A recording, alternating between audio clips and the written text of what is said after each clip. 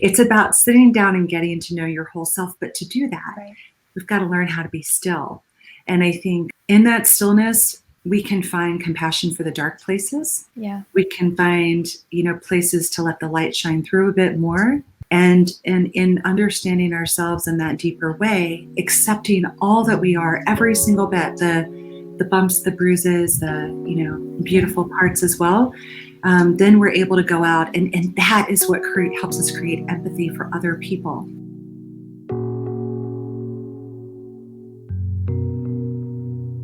Welcome, everyone, to episode 13 of the Living and Leading with Emotional Intelligence podcast/show.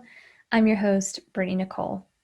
Before I introduce our guest for this episode, I want to first thank you for being a listener.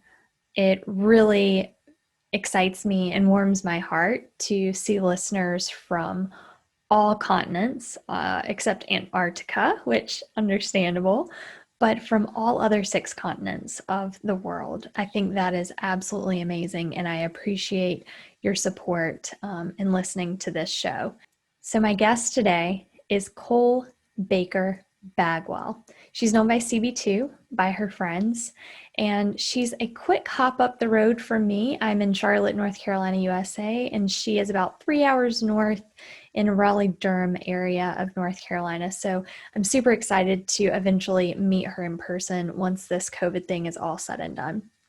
So Cole is the founder of Cool Audrey and owns up to her title as the Chief Kindness Advisor. Cole says she is an unconventional blend of a business person, trained mindfulness practitioner, and yogi, all rolled into one. Her clients have included successful techies and business persons across Silicon Valley and Wall Street, and Cole prides herself in leading herself and others with awareness and kindness in order to bring people together and help them live their best lives. Cole has just this calming voice. I mean, she just brings that calm, kind energy with her. And so having this conversation with her wasn't only enjoyable for me, not only did I learn a lot from her, but it also is very just therapeutic and relaxing and enjoyable to talk to her just because of her calm energy that she brings with her. You will notice that the audio kind of fades into a conversation that we are having. You're not missing part of the interview. I just decided to keep on some of the casual conversation we were having just prior to introducing her. I thought what she said about being an emotional, intelligent asshole was kind of funny and comical. So I just kind of left it in there and wanted to add it because it's true. We can be emotionally intelligent and aware and still not be the best version of ourselves. So if you notice that weird fade in and it's like, oh my gosh, did I miss something? No, you didn't miss anything. So without further ado, in my continuous rambling, here is the interview with Cole Baker-Bagwell, or CB2. Enjoy. It's the way that we, successfully communicate and connect with one another and gain understanding.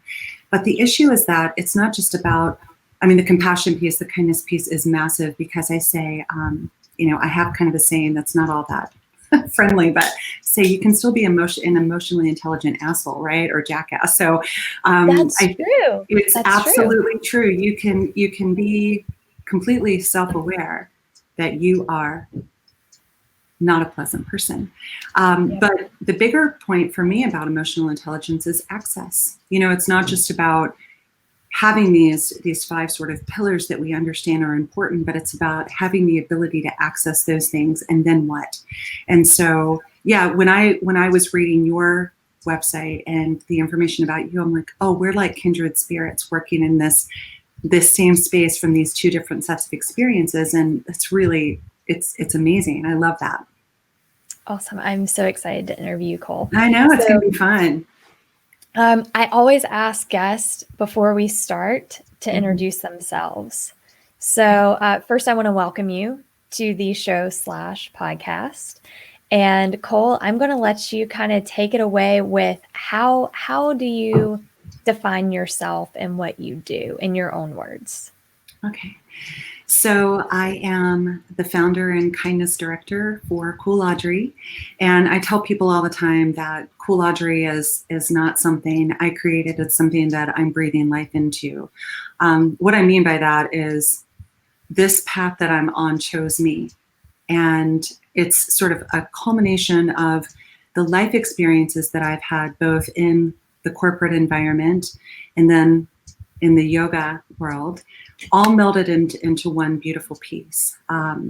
So quite literally, I am the instigator for all of the things I'm trying to bring into business. And I tell people very simply that I'm leading a kindness revolution in business to change the way that we work and the way that we work together and the outcomes that we can realize as people in business and in this experience we call work. Now, when I was looking at your background, one thing I noticed is you've worked at Silicon Valley and on Wall Street. And I can imagine with 90% of the population lacking emotional intelligence, I would imagine it also feeds into those organizations. So how was that working in that very, I would imagine, intense environment, very competitive environment, and bringing that emotional intelligence and kindness into that? So yes, that's an awesome question. So to be clear, I was working for a couple of different software companies, and my clients were in Silicon Valley and on Wall Street, and sort of everywhere in between. I had the joy and honor of working with some of the biggest companies in the world, and more importantly, the people inside of those companies. So what I realized was this: yes, in both cases, super competitive landscapes. The puzzles were different, from company to company that we were working to solve with technology. But what I realized was that in all cases, the common denominator was that people were suffering. And I realized that, it wasn't because they were bad people. It wasn't because they were, they wanted to move through the world this way. It sort of was a combination, I feel, of environment and sort of the habits that they had chosen and repeated over time. So it was really interesting because no matter where I was in the fury of business, what I learned a few years ago was that when people are given the opportunity to slow down, when they're given the opportunity to connect and to sort of tap into the best parts of themselves, most of them, I would say 98% of them, say yes.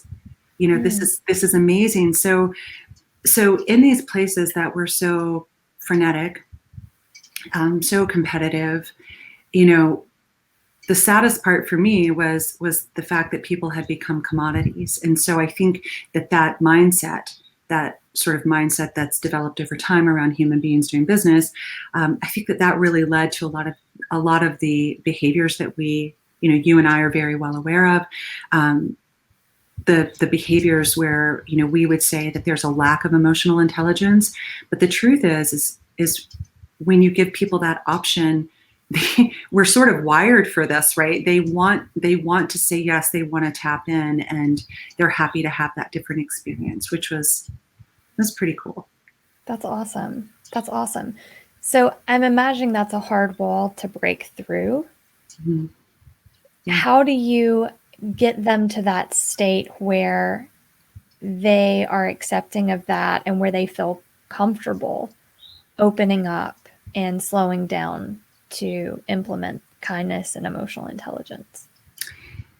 So my approach now obviously is very different because this is my core business now. It's different than it was before. So I'll share a story with you from before, because that's when they were sort of least suspecting this to happen. Now people understand, well, this is why she's showing up and this is what we're doing. But before it was different. I was coming in as their sales executive, as their strategist, trying to help them solve technology puzzles to increase fluidity and productivity and all of those ivities, that we have in business. So what I realized was this. So I've been now 26 years. I've been a practitioner of yoga and of mindfulness. And so there's always been kind of this way that I've worked that was different from many of the people I suspect that were showing up to do business, similar business with these folks. My way, and truth be told, it was a struggle for me in the corporate world a lot of times because I couldn't understand the games. I couldn't understand the ego or the agenda or sort of, the things that power the corporate machine. I couldn't get behind that. And it was sort of a mystery to me. So very organically, I was going in and I was showing up as kind of the free spirit, the person who was laser focused on the business, but approaching it in a very different way. And what I did every time before every meeting was I thought about, who am I serving? What are we going to do together? And then why does it matter for them? And every single motion that I took and my teams and I took forward came from that place. So I think very naturally walking into a business situation, when you are showing up for those reasons, there's something so genuine about that people can really begin to feel. I mean, we're all Right. energy as well. Exactly. So they could feel that. And that's where things really started to get interesting. From then, I would choose one question, and it was always about them. And we would start talking, and very deliberately, I would slow my pace of speech. I would pause between thoughts. And then what happened, as you've probably recognized as well, is that the room would begin to take on that energy, that slower, Start to more model your behavior. Exactly. And so it did happen very organically. And again, as I mentioned earlier, when given the chance, most people just sort of said, oh, yes, this is beautiful. Let me sink into this. So it's magic. That's awesome. But that was why you were still in corporate yourself. Yes. Correct. Yeah. Working as a sales executive for, a little startup called Ansible. And then the last few years of my life were with a company called Red Hat, which bought Ansible. So. Yeah. Yeah. So as an entrepreneur, mm-hmm. and I'm sure you've built up a reputation. That's the wonderful thing about implementing that while you're in corporate and having that reputation, starting your own business. But how would you advise people that are in our industry that are just getting their foot in the door? How do they approach people like that? That don't really know them, that don't give them the time to really come in and feed off of that energy. Are you talking about doing the work that we're doing similar work that we're doing, or in different roles? Yeah. Very essential skills related. Yeah. It's not a product. It's not something very tangible. Mm-hmm. I think people in that industry, in our industry, can struggle with that because people don't see it as valuable. Even though it is, right? Some people are blind to that. So I have a couple of thoughts around that. So firstly, I was having a talk with a young woman a few months ago about this. She wants to do this work, and she's a mindfulness practitioner as well, and she's definitely got those skills shored up. But I think the most important part of what I do is the fact that I have that real experience, 2 decades of experience of being in business. So I'm not a coach, I'm not a trainer. I am coming in and I'm working from a place of understanding. I understand the corporate machine. I understand the focus of business, quotas and revenue and profitability and market share. I mean, I understand those things. I lived them, and I understand the fallout that happens when people are disconnected, when they're disengaged, when they're super stressed. So I think that piece gives me a lot of credibility. And I also have been a practitioner of this other side of life for 26 years. So I think those 2 pieces are super essential. And I know that as well as I do, this time in history is sort of raising people's awareness about how important human connection is. Yeah. And I think a lot more people want to help and want to solve, which is wonderful. I would say to them that I think it's important to have both. I think it's important to have both sets of skills. If you're going into schools, I think that you need to understand what it's like to be an educator. If you're going into a hospital, I think you need to understand what it's like to be a doctor. If you're going into a business environment, you need to understand what it's like to be a business person in corporate America. So I think that makes people very relevant, and it's very useful, and it really matters. The other thing I would say is, for people who don't understand the value of emotional intelligence, I can understand why. Emotional intelligence, unfortunately, has gotten lumped into the bucket of words that, they were adopted without a whole lot of depth behind them. Right. It sounds really good, but I don't think people fully understand what it is. And I don't think that they understand. If they do understand what it is, maybe it's through the limited view of a training room, and they don't understand what it means to put emotional intelligence, into action in real life situations, and how powerful that can be. Right. That's so key. Yeah. Because, I hear so many people talk about what is emotional intelligence. It's self-awareness and self-regulation. It's empathy. Right. But again, they tell you what it is. Yeah. But they don't give you practical tools. How do I apply this every single day? Yep. Right? Yes. It's not just, be aware of your emotions. Well, how can I be aware of my emotions? Yep. What does that look like? How do I truly identify the source of that emotion, instead of saying this person angered me and I need to just calm down, but that person didn't anger you. There's an underlying need there, and that's what you need to identify.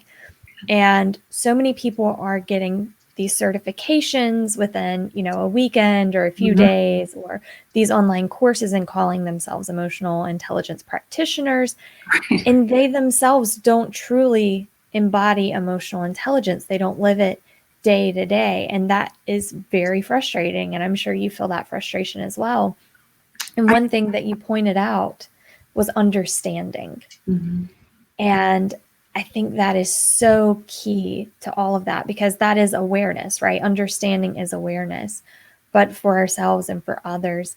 And we just don't take the time to come from that place of understanding. We're always misinterpreting things. And, so how do you teach others? I know you can model behavior of listening to other people, and that feels good for them.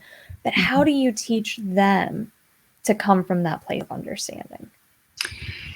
That's the magic question. So for me, I use the 2,500-year-old gateway of mindfulness. And here's why. When I started practicing yoga, sorry, I keep hitting that darn microphone. I'll move it over. Sorry about that. The struggles of working from home, right? Plugged in everywhere. So 26 years ago, I took my first yoga class, and my teacher did me the greatest service in the world. She said to me, yoga's great, but mindfulness is going to change your life.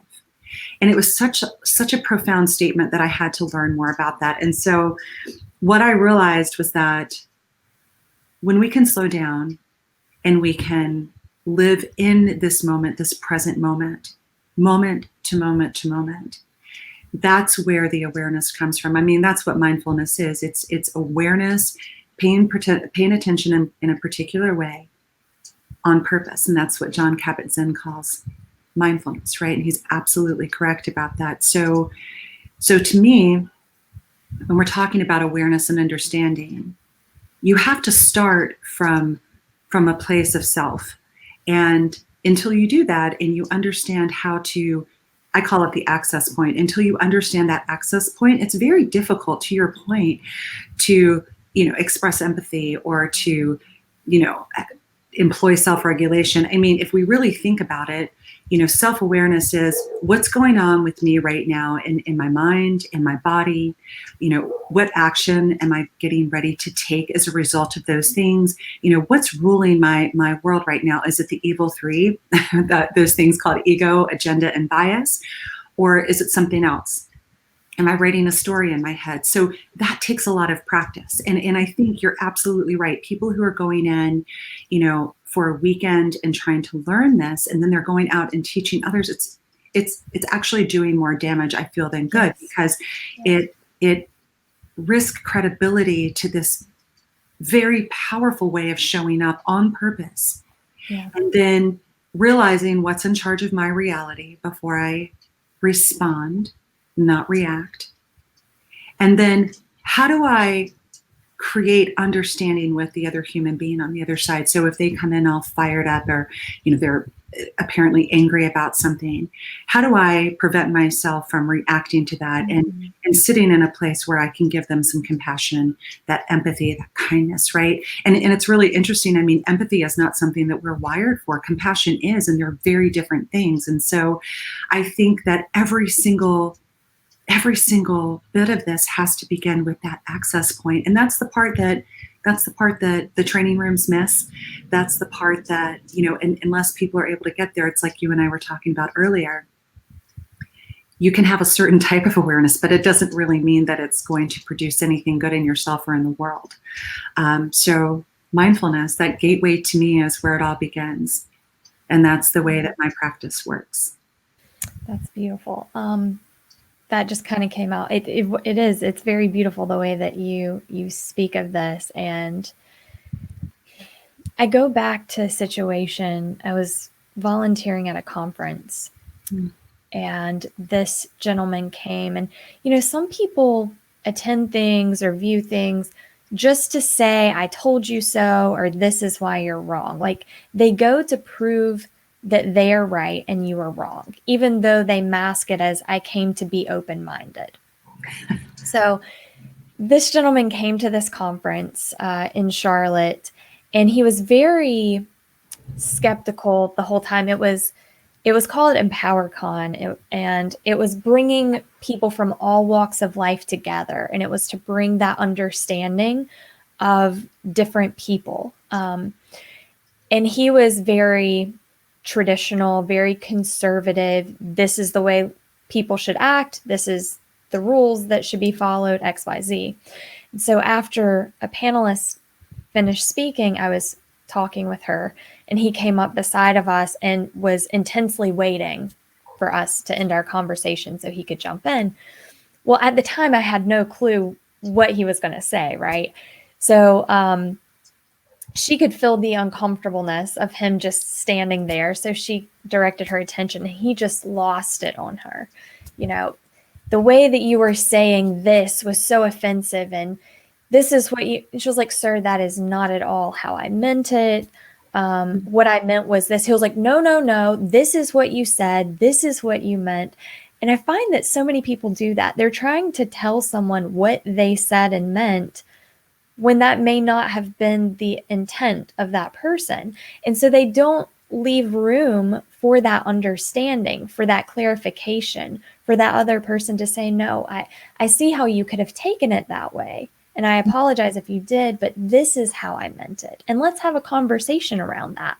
But that's not what happened. So now you have two people very wired and frustrated, and she's getting nowhere. She tried her best, but she just walked away. And so I saw that as an opportunity to apply emotional intelligence and understanding and compassion. And so I just took some time and talked with him and said, so how did you take that? And I never agreed with him. I said, I can see how you might have taken it that way. But, he took it very personally. He took it as a personal attack on him, instead of seeing the bigger picture. Yeah. And it's amazing, because I took this guy from like a level 8 of rage down to a level 2 within 20 minutes. Well done. Well done. It's amazing. Like you were talking about the results that we could have with this. Yeah. If all of us, and I'm not saying that I could feel, I was very aware of what was going on in my body. My heart rate was way up there, and I had to breathe to bring it down and say, I'm coming from a place of understanding.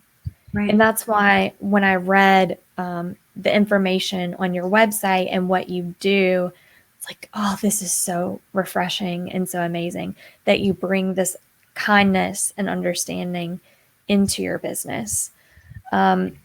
So and what are some things? It's not easy. It's not easy sometimes, right? Because especially the way that I define kindness is, it's not squishy. It's not pay it forward. I mean, that's lovely. And I don't mean to discount that at all, but the way I define kindness is doing no harm. And it comes from a word that I learned in yoga. It's the first rule of yogis, which is ahimsa, and it's nonviolence, do no harm. And so for me, in that example that you gave, which again, well done you, it's very difficult when our nervous systems become, taxed and we begin to, our heart's racing, our mind follows, right? The tornado and the mind follows after that.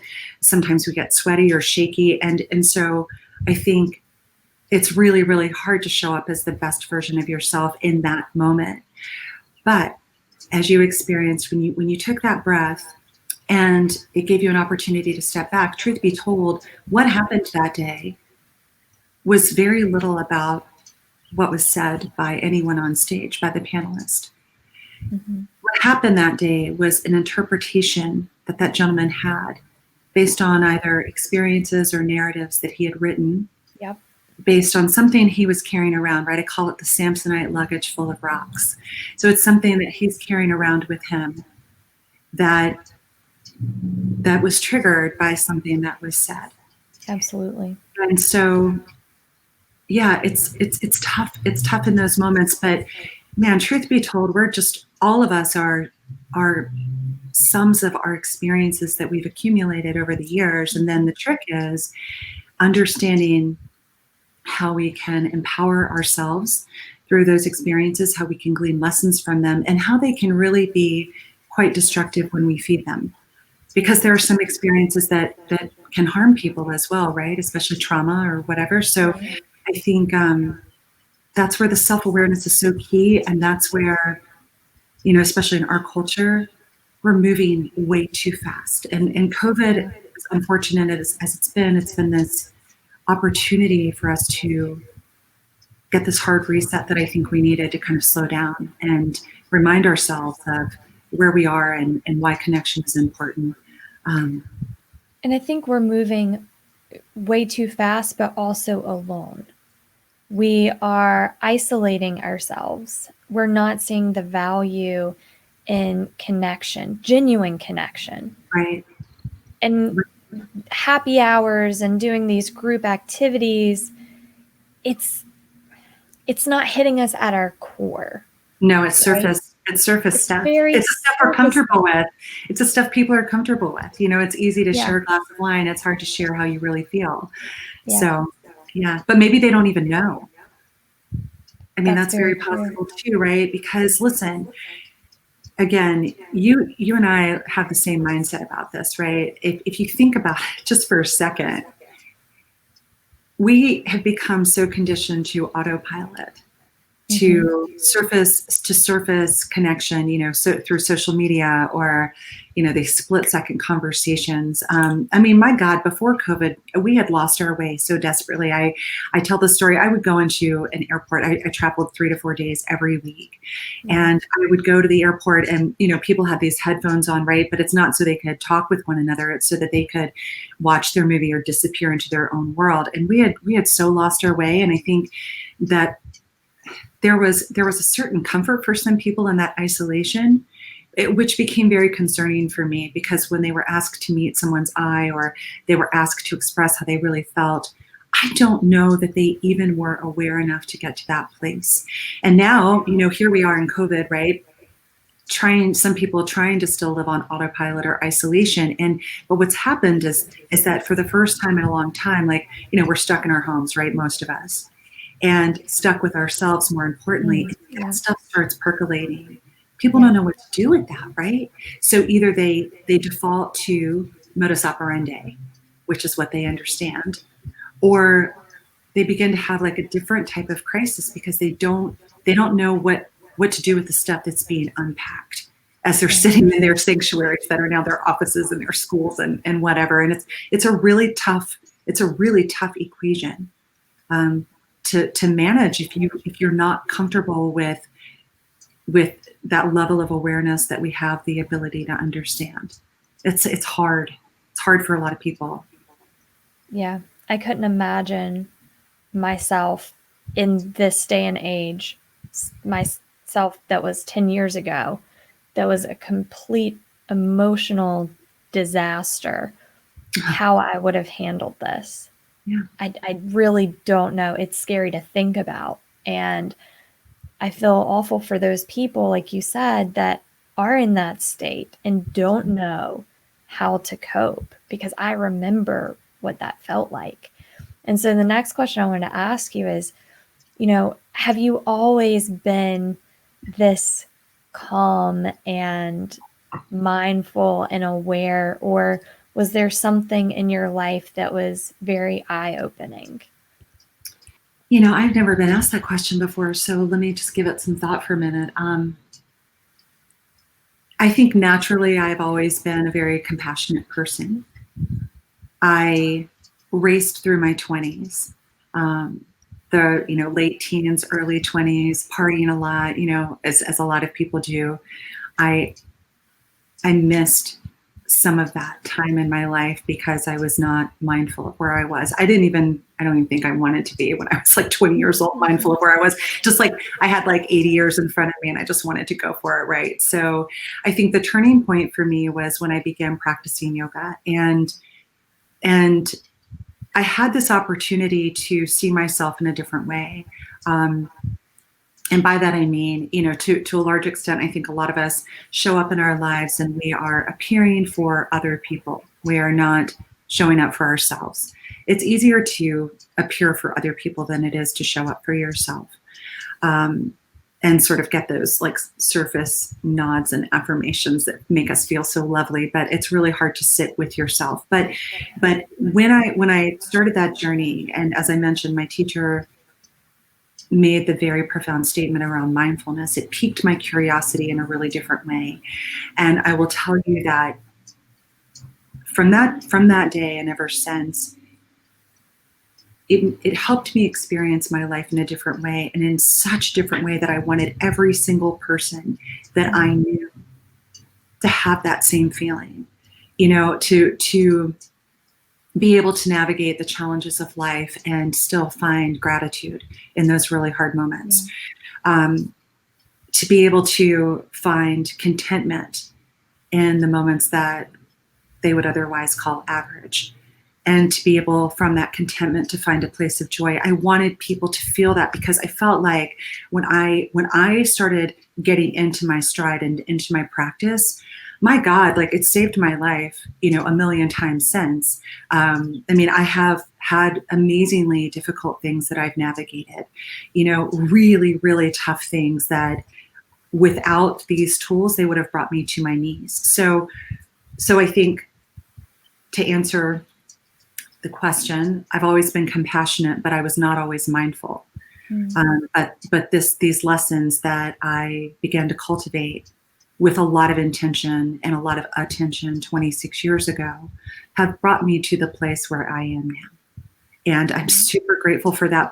But I'm a work in progress. My gosh, every day is a work in progress, right? I practice every single day and in every single moment. And some days I catch myself and it's hard, and I feel frustrated too. And sometimes I feel angry, or sometimes I feel confused, right? But I understand how to get myself back to a place of awareness where I can self-regulate, and then I can help other people from that place.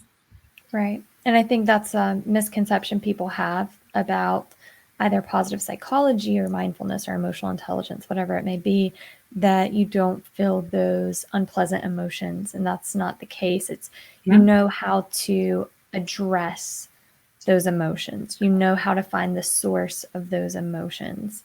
Yes. And I want to go back to, we were talking about people being uncomfortable with themselves in these moments. And for me, that was the biggest challenge, was facing those personal demons, because mindfulness will bring that out in you. And whenever we choose not to be mindful, we find distractions that kind of take us away from that. And it's not until we have another hit the bottom that we realize, oh, I should probably find some other way to cope with this. But it's only when we hit that low that awareness comes back, that I can't do this anymore. But then we just go back to that routine of finding distractions.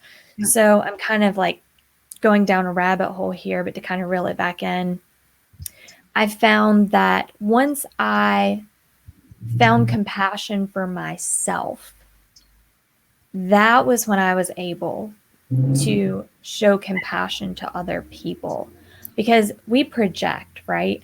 So if we judge ourselves on how we look, we're oftentimes going to judge other people's appearances. Yeah. How do you get people to see the good in themselves so that they can see the good in other people? Because I think it's just almost impossible if you can't have that love for yourself to show it to other people. I could not agree more. And so I love this, because one of the practices that I bring in with my clients is, especially when I'm doing teamwork, is it involves those two questions. It involves having them, cultivate some kindness for themselves, and identifying things within themselves that, they can say, hey, I'm really proud of this, or this is something special that I do, but it's so funny. Like people, it's so hard. It's much easier, believe it or not, for people to find a kind word about another person than it is to find about themselves. And so that is a whole other set of opportunities, to address here. But I think that it goes back to what I was saying earlier. It's very easy to live and, for someone else, right? So you're a kid going off to college, and your parents say, I want you to be a doctor. And the kid is like, ooh, I want to feel good, right? Because when I do the things that my parents want me to do, then they give me affirmation, and that makes me feel really happy. And so I'm going to go and be a doctor. But truth be told, that kid wants to be an artist. That kid could care less about medicine. In fact, they go into, see a little sight of blood, and they're passing out on the floor. So what they really want to be is an artist, but they begin to identify themselves with this other place. And in doing that, they lose love for themselves, because they understand on some level, I'm not living into my true nature. I'm not honoring who I am. And so I think, these types of examples, whether we're, showing up in business in this way, or in a relationship in this way, for somebody else, it becomes very difficult to understand who you are. And I think, to me, then it also becomes very difficult to identify any love that you might have for this sort of soul that lives inside of this physical house. So we have to start there. We have to start by slowing down long enough that we can see what's inside, and we have to take the good with the bad, with the crazy, with the inspiring, with whatever. There's this saying, and I'm not remembering, gosh, and I feel terrible about it, who said the quote, but it's something to the extent of, don't fight your demons, sit down with them, get to know them, get to know their names, and look at the scratches on their ankles and the bites on their wrist. Some of them are quite lovely. So it's about sitting down and getting to know your whole self. But to do that, right, we've got to learn how to be still. And I think in that stillness, we can find compassion for the dark places. Yeah. We can find, places to let the light shine through a bit more. And in understanding ourselves in that deeper way, accepting all that we are, every single bit, the bumps, the bruises, the beautiful parts as well, then we're able to go out, and that is what helps us create empathy for other people, because right, we're all the same, right? I mean, to some extent, we're all like M&Ms on the inside. I mean, we're all kind of the same. I love that. We're all like M&Ms on the inside. That reminds me of a quote. I believe it was by Abraham Lincoln. He said, it was to the extent of, I do not like that man, therefore I must get to know him. Because it's really hard to dislike someone when you get to know them at a very personal level. And also, in my book, I have a chapter that's called De-Villainizing the Villain. Because we can see people as a villain, but then when we really start to look at it, there's all these other factors that come into play, right? Yes. There's the self-protective villain who is just trying to protect themselves. So they portray this very hard shell, And sometimes it can come across very nasty and hateful, but they're really protecting themselves because they've been scarred or damaged before. Or, the social economic villain, whenever you're living in a state of constant fear and stress, that can cause you to react in toxic ways. So really starting to see that and realizing that everybody at their core wants the same thing. They want to live a good life, a happy life. They want to be loved and respected. Everybody at their core. But we don't always see that. We see people having very skewed, irrational beliefs, but in life, I think of the yin and the yang. Mm-hmm. There's this balance. If everything was beautiful and sunshine and rainbows, then we wouldn't appreciate anything because we would have nothing to compare it to, right? So, yeah, well, and I think it also goes back to the labels that we give things, right? We've been conditioned through our experiences that some things are good and some things are bad. Yep. Mm-hmm. And that is a judgment. It is a narrative that all of us hold these narratives in our heads, right? So that goes back to self-awareness, because from that place, however we feel about something, we've labeled it good, bad, happy, sad, hard, right, easy, wrong. whatever, right? Right or wrong. Exactly. Those are all judgments. And it's so interesting to me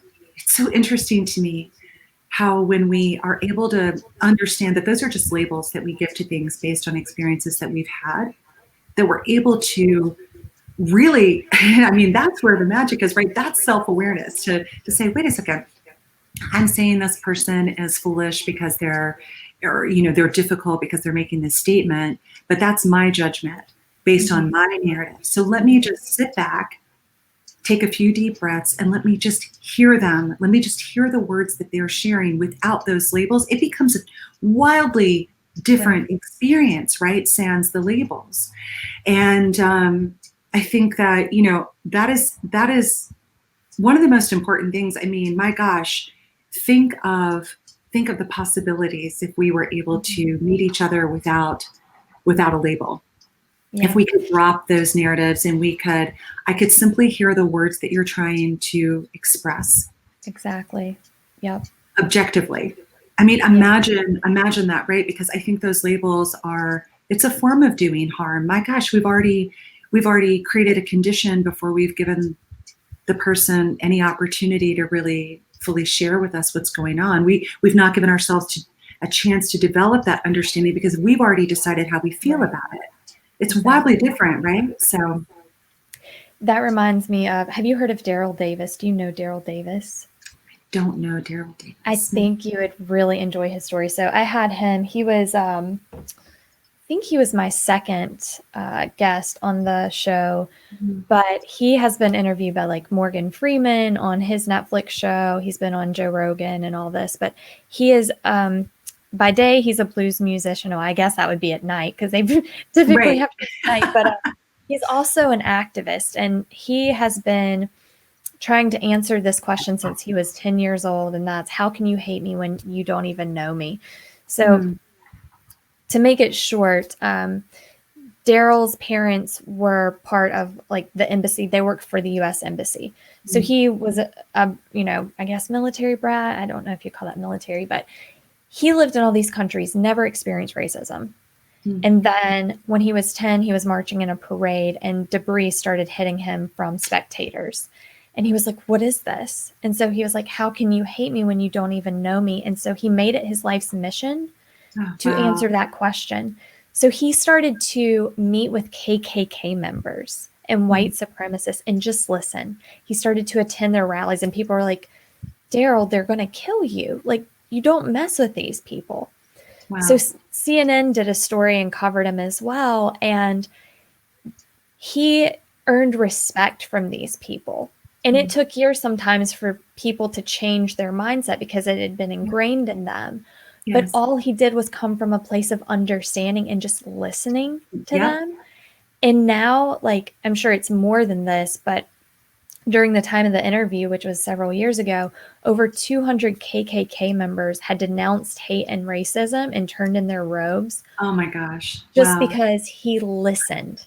He didn't try to convince or sway or tell them that they were wrong, but just he modeled that behavior and showed them organically that this isn't the reality, So I would totally again, he's everywhere. I would just Google Daryl Oh my Davis. gosh, I have to meet him. He sounds like such an extraordinary human, and he is a wonderful person. Yeah, yeah, he has a TEDx as well. How much courage? I mean, how much courage did that take Right? for him to go and do that? That's amazing. But then that is, wow, that is everything that I believe in motion. Him just giving people a chance to show up as they are, and like you said, listening objectively. And it's interesting. You mentioned this word convincing. Convincing, I think it is a futile use of effort. I think, inspiring people is what we should be going for, right? Not convincing anyone. And what he did, his actions inspired every single one of them. I mean, yes, I can't believe I've never heard of him, but thank you. I will absolutely, I'll be looking him up today, trying to get a hold of him just to say thank you for his courage and for the way that he sees the world. It's also really hard, right? I think about his position and think about, fundamentally, as you mentioned, like we all want to be loved, we all want to be accepted, and it's part of how we're wired as well. And I think that how hard was it for him to go and sit and look across, look into the eyes of someone who hated him for no just cause, and to still be able to show up with that conviction and that openness is so commendable, and it's so extremely difficult. Self-awareness. He was his emotional intelligence is off the chain. Right. So yeah, it's amazing. It's amazing. I will do a warm introduction. Please. I would. Thank you. Yeah. I would love that.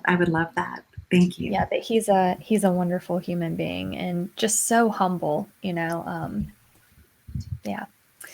So, Cole, I want you to share that model that you have on your website. I want you to walk through that. I know we're kind of like taking it to a new space now in conversation, but I saw a model on your site that talks about the process that you take people through with your business. Can you share that? Absolutely. So, as we've been talking about, emotional intelligence is not a destination point, right? It is also not something that you can just easily conjure. It takes a lot of attention and intention. And so what my model shows is the journey from, kind of where many of us are right now to this place of becoming more emotionally intelligent. And it's three simple turns in my world. On that path. So it starts with mindfulness, with this 2,500-year-old practice. I have dogs outside, so I apologize. They're likely barking at a friend walking by. But so it starts with mindfulness, because mindfulness is that gateway that gets us into the space where we can tap into the best parts of ourselves and the worst parts of ourselves, all the parts of ourselves, all the labels. It's the place that connects us with self. So mindfulness is the first stop. From there, and that helps us cultivate that first pillar of, and even I think the second pillar of emotional intelligence, which is self-awareness and self-regulation. So everything begins there. From there, you kick it up a notch. And in my world, we move to kindness next, which again, I define as a commitment to doing no harm, commitment to showing up in service of something bigger than yourself and to doing no harm. So that's what kicks this up a notch. And then from there, now we get into the other pillars of emotional intelligence, not only self-awareness and self-regulation, but also empathy, powered by this commitment to do no harm, powered by this self-awareness, powered by this ability to self-regulate when things get really rough. And then all of that shapes the way that we show up and we engage with one another. So the social skills, the interpersonal skills, right? And then in doing that, I think we naturally motivate one another, like to be better, to rise up to this place of, wow, this deeper connection, these meaningful human experiences. So for me, that's the path. It is mindfulness paired with this commitment to do no harm that gets us to a place where we can action in real time the 5 pillars of emotional intelligence in meaningful ways that will lead to deeper connection, deeper levels of understanding, deeper human experience in anything that we do, life, business, whatever. So I want to talk about the do no harm, because I'm sure people either watching or listening can relate to this. For me, one of the biggest challenges going through this journey was realizing the harm that I was doing unintentionally. So I think some people say and do things and they truly have no negative, intent. There's no malice behind what they've said or what they've done, but it does cause harm to someone else. It hurts someone's feelings. And that could be, as we were saying before, that person had their own narrative in their head, and based on their previous experiences, they may have misinterpreted what that person is saying. So how do you correct for that? How would you advise someone whenever they are trying to approach it with kindness, but maybe they ask a question that, they were really trying to understand, but that question came across in a very harmful way to that person? How do you correct for that? It happened actually, interestingly enough, in my own life a few months ago. It was a situation where there was someone who our family wanted to do something for them for no other reason than to celebrate them. They had reached a major milestone in their life and we wanted to celebrate them. And so we asked a very benign question around, can we, do you have this thing? And in this case, it was a suitcase because this person was getting ready to do a lot of traveling. This was pre-COVID, right? Getting ready to do a lot of traveling. And we thought, like a suitcase, they can be expensive. And wouldn't this be a lovely thing to have, right? To offer to them. And it's a way of us saying like, bon voyage and congratulations. And you've earned this right to go do this, have these adventures. So a very benign question, but it was received as something very different. It was received as a slant against them. And it had nothing to do with the simple question of, do you have a suitcase? But in that moment, we saw the reaction from this person, and immediately I understood that there was something way bigger going on than the question that was asked. It's right. And I began to think about what story has happened for this person, for them to, they got really, really upset. They cried, they got really angry. And I thought, wow, there's something really deep going on here.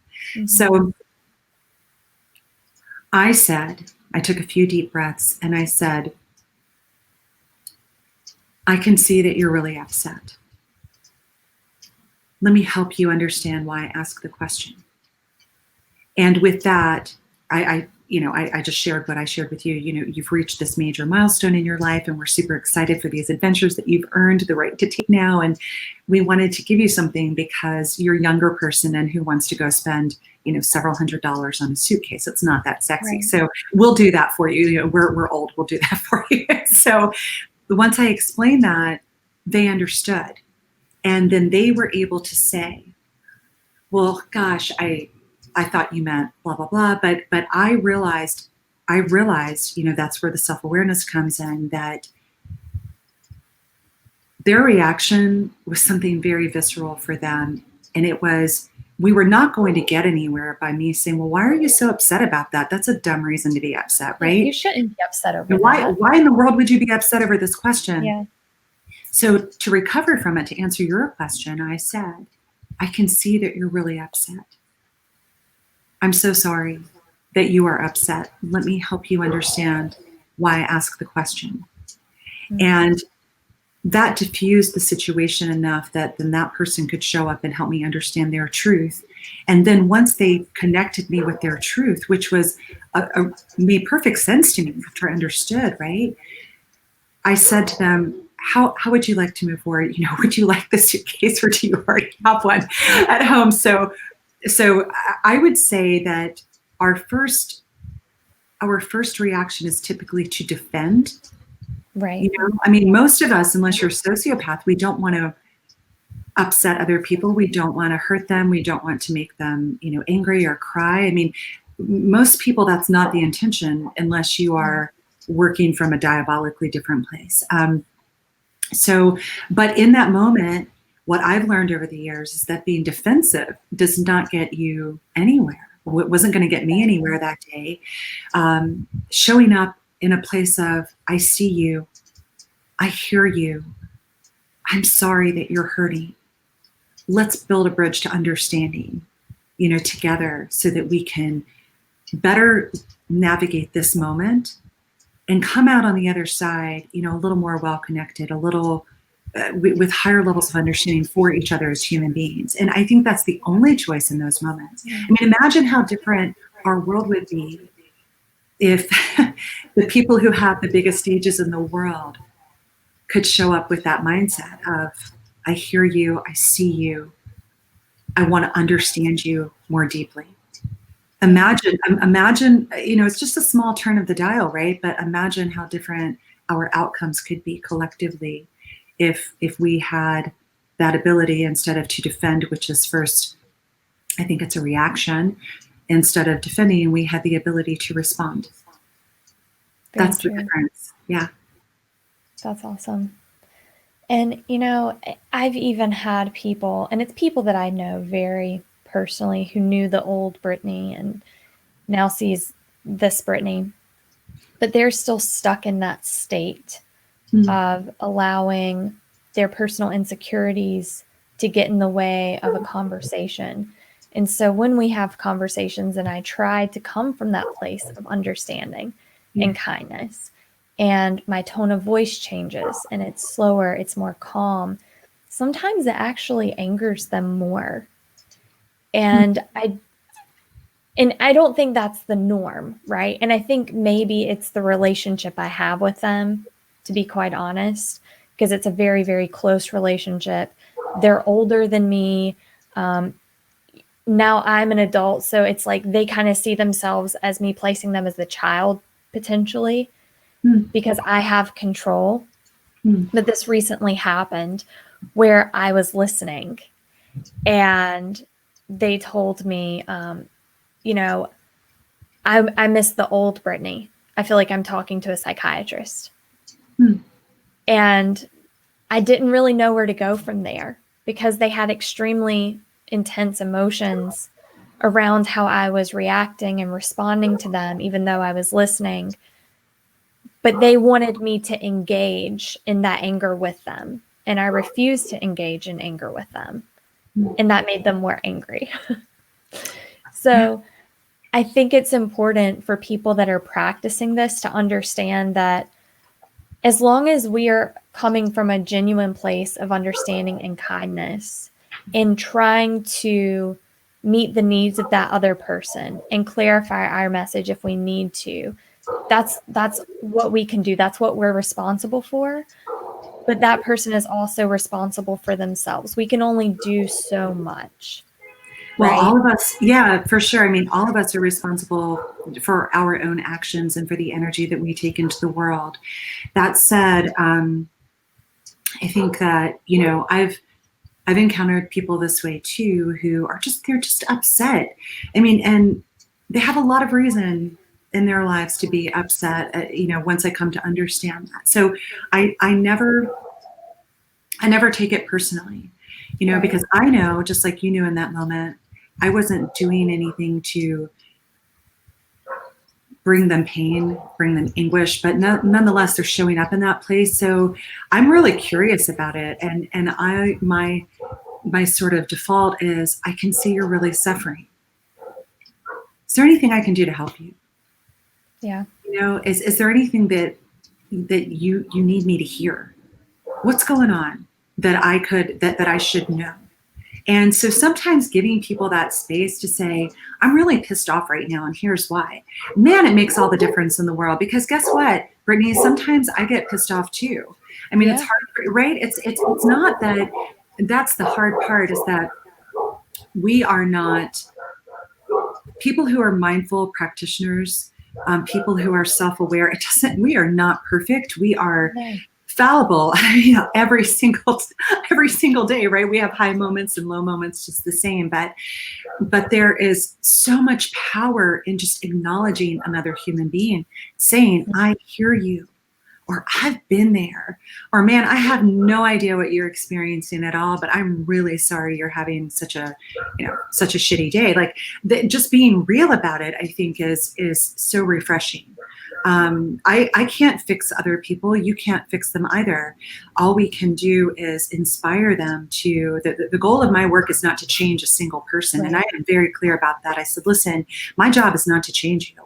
My job is to inform you. It is to inspire you. It is to create an experience, help you create experiences, right? Or to help you experience something so that you might choose to make a change for yourself. It's not my job to change you. I don't have that power. So I don't have that power, nor do you, over other people's emotions, reactions, whatever, but we can meet it. We do have the power to control the way that we meet that energy. Every single one of us has that ability. So there's a lot of magic in that. That's awesome. Well, Cole, it has been a pleasure. And I know your nickname is CB2. Yes. So explain that really quickly. How did you get that nickname? You know what? I have to say, so all of my technology friends, like my engineers, my super smart, like people who are way smarter than I am, I worked in the technology space from 2008 until 2019. And so they love acronyms because a lot of their words are really, really long. So my name is kind of long, Cole Baker-Bagwell, right? Some people mistake it for a law firm. So one day somebody just started calling me CB2, and I thought it was really cute. I was like, it is cute. It's kind of like R2D2, or, I'm like, I don't know. I just found it very endearing. And then it stuck because it's much easier to say than Cole Baker-Bagwell. I mean, it's harder to say than just Cole, but my friends, when people call me CB2, I know that there are people who are my friends, and awesome. So that's how it came to be, and it just sort of stuck. Maybe they can come up with one for me, because I have 4 names: Brittney-Nichole, Connor-Savarda. So. Oh yeah. Yeah. Yeah. I don't know if they can get creative with that, but we need to give that some thought. We need to give that some thought, or maybe it can become, it's not an acronym, but what is it? Oh gosh, it's in my head, and I'm trying to pull the right word. Brittany, help me pull it out of the file cabinet. I know what you're talking about, but I can't think of the word either. It's like what is it? It's a funny word. It's like onomatopoeia or something like that, but it's where you have each initial stands for another word. And so it's your easy way of remembering. Yeah. I mean, it wouldn't be any shorter, but it could be fun. So we can work on that. If I can remember what that darn word is, I've been so focusing on our conversation that the file cabinet's not opening. No when worries. It comes to me, I'll let you know. So how can people find you? And I'm going to put all of this in the show notes. So okay, cool. But yeah, how can people find you? Where are you? Well, I have very limited social media presence for a reason. I don't spend a lot of time there, but I do have a LinkedIn profile, so they can find me under Cole Baker-Bagwell on LinkedIn, and then they can also find more information about Cool Audrey and my work, and my writing and stuff on my website, which is coolaudrey.com. That's the best way to find me. Awesome, perfect. Thank you so much, Cole. It's been a pleasure. It's been an absolute delight talking with you too. I mean, I hope that after COVID's over, we could just arrange to meet somewhere and have like an extended dinner where we can noodle on some of these things. It's just, It's wonderful to meet somebody of like mind. So thank you for the work that you're doing too, and for asking me to join you today. I appreciate you. My pleasure. Thanks.